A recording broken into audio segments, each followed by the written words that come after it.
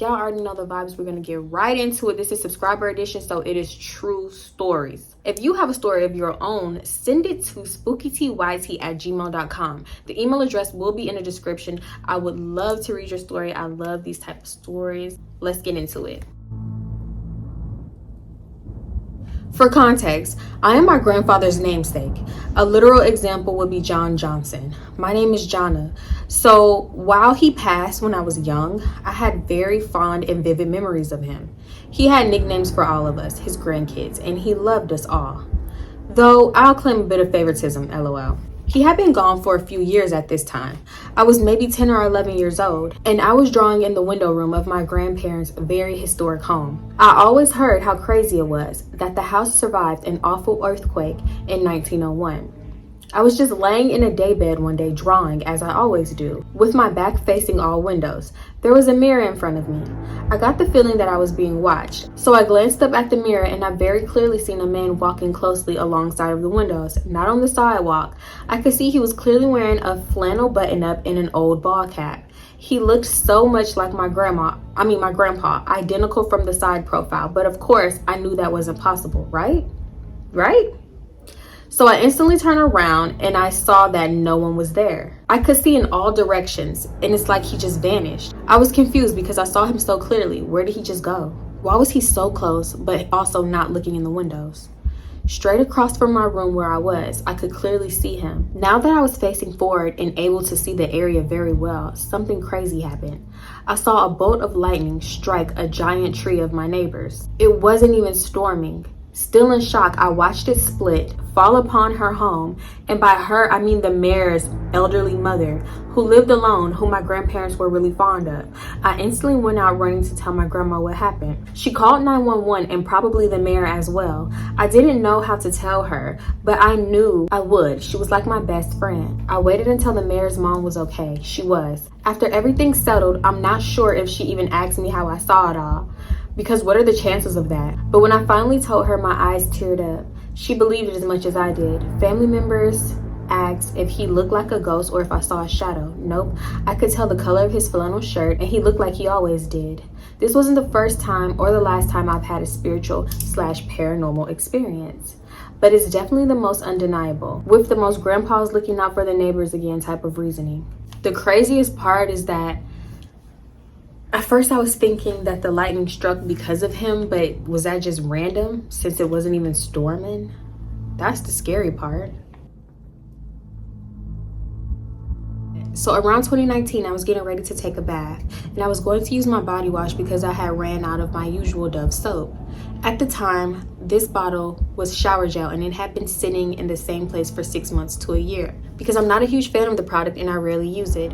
Anyway, I live alone. There's only 2 people, males, that have ever really been to my place. So I was ready to take a quick bath and I noticed my body wash was missing from the usual place, the shower rack. Well, I looked at the rack again and it was not there.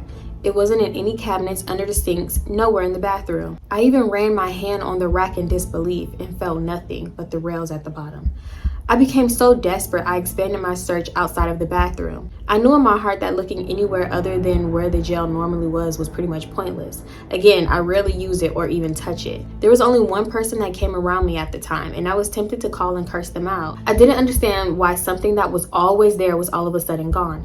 So the next morning I woke up at 5 a.m. to make it to the store and run and buy some more soap and a replacement bottle of my body wash that disappeared. My stuff vanishing was no longer a thought at this point. The problem had been solved and it costed nearly less than $10. Okay, so about 2 to 3 weeks later, I'm taking a bath. I had been relaxing for about 15 minutes and something told me to look up. My bottle of shower gel was in its usual spot.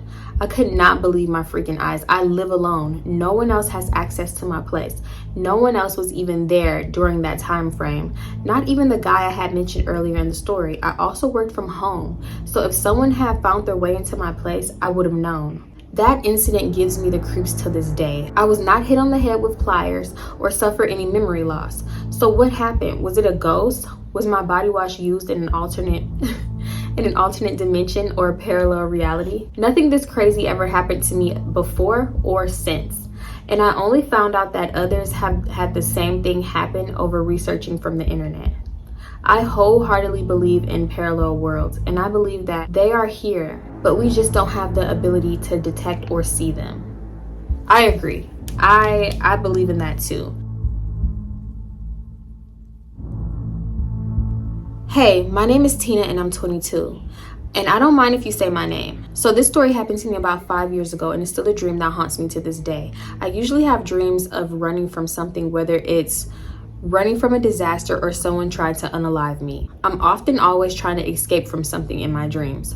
This one particular night, I was dreaming of being in a coffee shop that was right next to a cornfield. I'm not sure who I was there with, but all of a sudden I heard noises outside and saw flashing lights out the window. So we all go outside. It looked like it's a spaceship or a UFO of some sort that was preparing to land in the cornfield. So everyone started running. I turned around and I started running the opposite way. Everyone else ran into the cornfield. I kept turning around to make sure I wasn't being chased, but every time I looked behind me, I was. I was being chased, but not really because it was just walking normally. But I was being followed by one of the creatures or aliens from the ship that had landed. It was about 8 to 9 feet tall, brownish grayish, with a head too small for its body. It didn't look like a typical alien that we may portray in our minds. It looked like a long, human-like creature. I was running as fast as I could through the cornfield, but every time I looked behind me, it was right behind me, even though it was walking normally and I was running. The scary part is, eventually it caught up to me. It somehow froze me into place, lifted its hand up and placed it on my head. And once the hand touched my head, I woke up suddenly out of my sleep. Till this day, this dream sticks with me. I've never had a dream about being abducted by aliens. I haven't had another dream like this since. My theory is that it wasn't a dream. I'm not really sure how to explain it, but it still terrifies me till this day to think about it. I have no explanation for this. Thank you for reading my story. I've had dreams that were so vivid to the point where I'm like, there's no way I was dreaming. I don't even feel like I went to sleep. I literally feel like I just closed my eyes and now I'm back up. When did I go to sleep? There's no way I went to sleep last night. I've had dreams like that, and that's the craziest feeling, not knowing whether or not something is real. Hey T, first of all, I wanted to say sorry if this is too long. I've been through a lot. By the way, my name is Nikki. As long as I can remember, I've been experiencing different things that others aren't. The earliest I remember is when I was in the 5th grade chilling in my room with my cousins telling ghost stories with the lights off. In the middle of someone telling their story, I noticed a blue orb-sized bowling ball floating right in front of the mirror. It freaked everyone else out. As I got older, I would experience sleep paralysis a lot. So you can imagine how much sleep I got. I would try to tell my family what was going on, but they would always tell me that they didn't want to hear stuff like that. Right after I graduated, I moved to Columbus, Georgia. That's where things got kicked up a notch. I would wake up with bruises and scratches that I could not explain. And the kicker was that I would always have a penny on my forehead. Things kept going on like this until I had my first child. My younger brother picked my baby up just after getting a haircut and I got paranoid. I took her upstairs and laid her on my bed so I could change her and wipe her off when I felt someone come in the room. I thought that it was my sister trying to scare me, but when I turned around and looked over my shoulder, I saw a dark figure standing behind me. All I remember was grabbing my baby and I ended up standing in the kitchen. My parents were looking at me like I was crazy. I was finally able to get it out. After my mom kept mentioning how pale I was, I told them that there was a man in my room. My dad ran up the stairs so fast and said that no one was up there. I was standing there with my arms around myself, trembling with wide eyes, trying to figure out what I saw. I could go on and on, but it would literally turn into a book. Well, thank you for sending that story. And I have the same type of experience when I was trying to share like my paranormal experiences. I'm glad. I hope you don't live there anymore, because waking up with scratches and bruises, which I have also, but never a penny on my head. That's just that's over the top for me. I know it's just a penny, but that's just creepy. Cause who put it there? Hello T, I'm a big fan of your content and I would like to share a story of my family with your channel. I am indigenous, Mexican, and our culture strongly believes in practices such as spiritual and folk remedies. My father is what our culture would call a curandero. I don't speak Spanish, I'm so sorry, I know I butchered it. Or a shaman. My father conducts rituals, offerings, and reads tarot cards to those who seek help. I can go into more detail regarding my father another time. However, some argue that these practices open portals to harmful beings. One time me, my mother, sister, and father visited my older sister in San Diego. I lived in a small apartment with one room. After a day of relaxing, it was time for bed. My eldest sister slept in the only room and everybody else decided to sleep in the living room, while the rest of us was sleeping on the floor adjacent to the couch. Starting at the end of the floor was my father, my mother, my sister S, and myself spread throughout. Us sisters were chatting quietly among each other in the dark, and I noticed what appeared to be my father crouched forward toward the couch. I ignored it as I just assumed he was stretching or something. But then I heard my sister L, who was laid on the couch, yell. She saw a black figure face to face with her. We all got spooked, and my other sister S said she saw the figure too, but she thought it was just our father sitting up. My dad yelled at us to be quiet, so obviously it wasn't him. He was asleep the whole time. My mother was falling asleep when we saw the figure, but she confirmed that my father was indeed sleeping next to her. What do you think, T? The three of us saw the same figure. We couldn't all possibly imagine the same thing. In addition to my father, a few of my other family members are gifted and clairvoyant. My sister in particular can communicate with past loved ones. My eldest sister communicates with people who have passed through her dreams. I have a sister who died shortly after childbirth, long before I was ever born. My sister told us a story of her speaking to our other sister and my maternal grandma, who has also passed away. She said that in the afterlife, babies who have passed grow up a little, but they remain children. She describes my sister being about the age of 5, and she was happy and she was accompanied by my grandmother. Another time, she spoke to her then boyfriend's mother, and she said that her mother asked her to tell her son that she is okay and that she is at peace. What do you think, T? Are you a believer of those who claim to communicate with those who have passed beyond our realm? I am definitely 100,000% a believer. Hey girl, I've been watching and loving your stories for almost 2 years now. Thank you.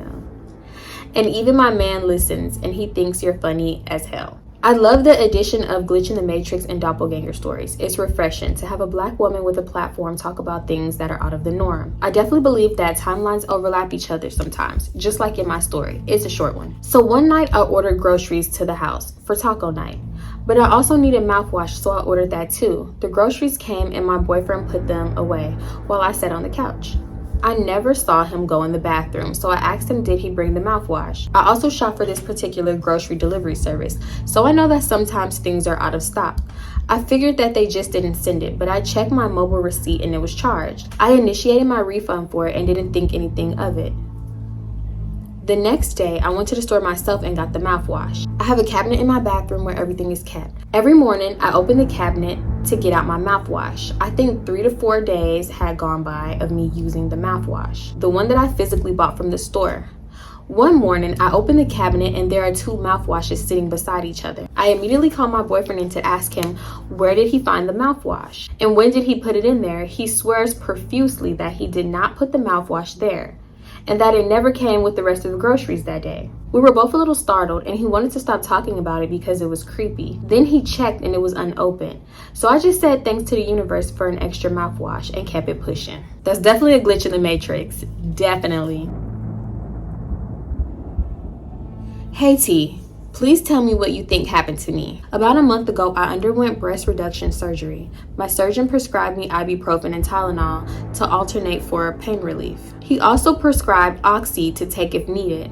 The first day, I made do with Tylenol. I still had sedatives in my system from surgery, so I didn't feel much pain. The next day, I was in a lot of pain, so much so I laid back the whole day. Later that night, the pain was so bad I decided to give Oxy a try.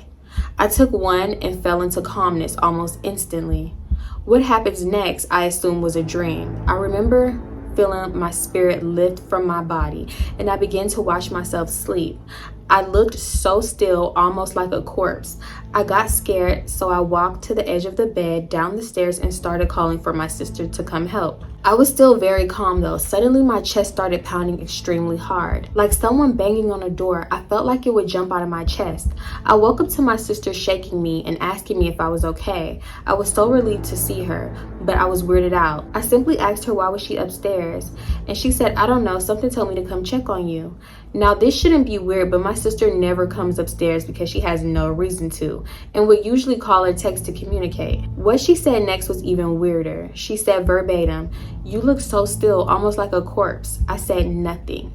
The next day, I FaceTimed another sister of mine. She's a nurse. I was venting about the oxy and told her how hard it had my heart beating the first night.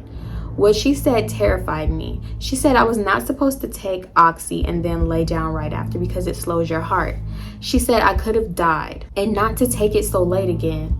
I won't ever be taking it again. But now I honestly think that I was dying. That's why I felt myself being so still.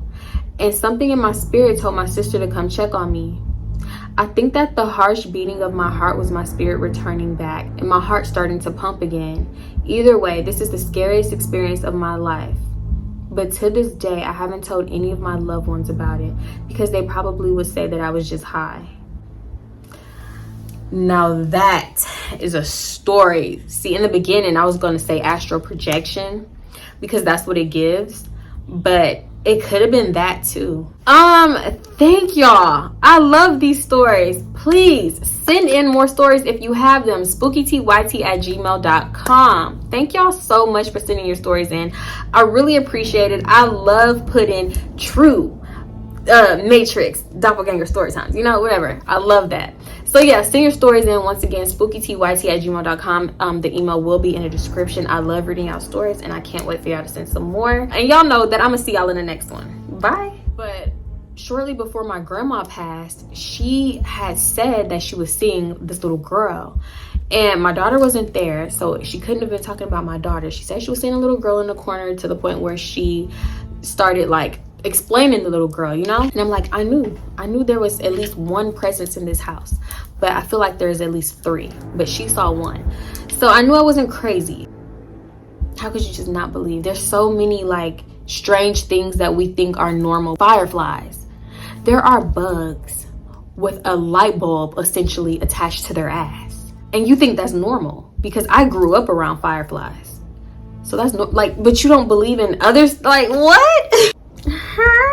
It's a lot of unexplainable things out here. Hey, Nikki girl.